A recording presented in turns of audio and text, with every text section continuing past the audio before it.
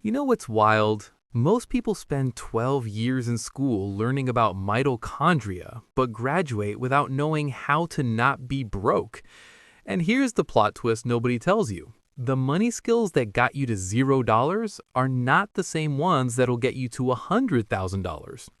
I learned this the hard way, and today I'm going to show you exactly what you need to know before you even think about hitting that six-figure mark. Listen, I get it. Right now, you might be looking at your bank account like it personally insulted your entire family. Maybe you're drowning in student debt or living paycheck to paycheck. But here's what nobody tells you. Before you can build wealth, you need to build the skills that make wealth possible. Think of it like trying to hold water in your hands. If your fingers are spread wide open, it doesn't matter how much water you get, it's all going to slip through. So today, we're going to close those gaps. Skill number 1, the psychology of scarcity versus abundance. Let's start with the most uncomfortable truth. Your broke mindset is probably your biggest enemy right now. Most of us grew up hearing, "we can't afford that" on repeat, and our brains recorded all of that. They turned it into our default programming. Here's the thing though, there's a massive difference between being broke and thinking broke. Being broke is temporary. Thinking broke is a permanent mental prison, and you can have money in the bank and still think broke. Scarcity thinking sounds like, "I better buy this now because it's on sale," even though you don't need it. It sounds like, "I can't invest, I need this money just in case," while that money earns absolutely nothing. It sounds like, "I'll start when I have more money," which is literally the excuse that keeps you from ever having more money. The abundance mindset isn't about pretending you're rich when you're not. It's about making decisions from strategy instead of fear. It's asking, will this move me closer to my goals instead of, but what if everything goes wrong? Stop letting fear-based thinking sabotage every financial decision you make. Skill number 2, the art of paying yourself first. Here's skill number 2. You need to learn to pay yourself before you pay anyone else. And I know what you're thinking, but I have bills. Trust me, everyone has bills. But here's what broke people do. They pay all their bills, live on whatever's left, and then try to save what survived. Spoiler alert, nothing survives. Meanwhile, wealthy people do it backwards. They immediately put away their savings and investments, then live on what's left. When you pay yourself first, you force yourself to adapt. You get creative. You stop treating savings as optional and start treating it as non-negotiable, like your rent or your Netflix subscription. Start with literally anything, even 5%, even $20 a paycheck. The amount doesn't matter at first, the habit does. Your brain needs to learn that you are worth investing in. And once that becomes automatic, that's when everything changes. Skill number 3. Understanding assets versus liabilities. Skill number 3 is going to hurt some feelings. Most of what you think makes you look rich is actually keeping you poor. An asset puts money in your pocket.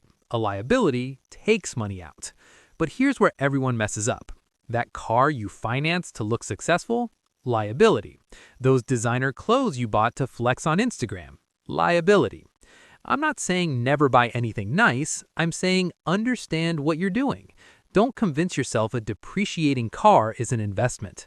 Every time you're about to spend money, ask yourself, is this an asset or a liability? Start directing more of your money towards actual assets.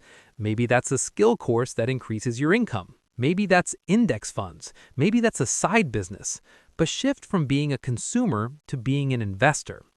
And if you're finding this valuable, make sure you're subscribed because we're about to get into the stuff that really separates winners from everyone else. Skill number 4, developing delayed gratification. Skill number 4 is probably the hardest, especially for my Gen Z people. You must develop the ability to delay gratification. Every single thing in our world is designed to make you want it right now. Social media shows you everyone's highlight reel. Marketing makes you feel incomplete. Credit cards whisper, you can have it now and pay later. But wealth is built in the boring middle. It's when you want something, but you wait. When you could upgrade, but you don't. When you choose the future over the present. Here's what happens when you master this. You stop making emotional purchases. You create space between the impulse and the action. And in that space, that's where wealth grows.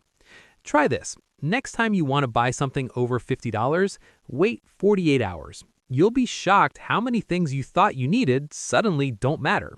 That's not deprivation, that's clarity. Skill number 5, financial literacy as a continuous practice. Skill number 5 is going to hurt some feelings. Being ignorant about money is expensive. Not understanding interest rates costs you thousands. Not understanding taxes costs you thousands.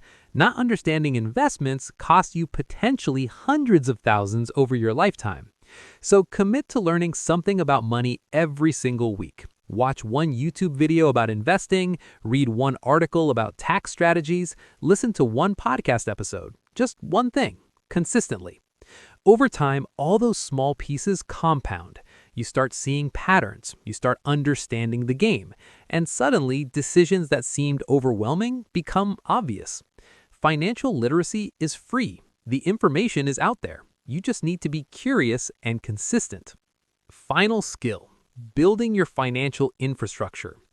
Before you have serious money, you need to build the infrastructure to handle it. What do I mean? I mean systems. Separate bank accounts for different purposes, automated transfers so you're not relying on willpower, a simple budget, an emergency fund so one bad month doesn't destroy you. I know this sounds boring, but you know what's more boring? Being 50 and still living paycheck to paycheck because you never built systems. Motivation is temporary, but systems are permanent. Set up automatic transfers the day after you get paid. Create separate accounts for savings, investing, and fun money. Make it so easy to do the right thing that you'd have to actively try to mess it up. The difference between wealthy people and everyone else isn't more discipline. It's that they built systems that removed the need for discipline. Look, here's the bottom line. Getting to your first $100,000 isn't just about making more money. It's about becoming the type of person who can earn, keep, and grow that money. You need to shift from scarcity to abundance thinking. Pay yourself first, understand assets versus liabilities, develop patience, commit to continuous learning, and build systems that make wealth automatic. These skills aren't taught in school. They're not trendy, but they will change your entire financial trajectory. And you can start today, right now, with whatever you have. So here's my challenge. Pick one skill from this video, just one, and implement it this week, because information without action is just entertainment. If this video hit home, smash that like button. Drop a comment telling me which skill you're implementing first, and subscribe for more content that actually moves the needle. Your future self is watching. Make them proud.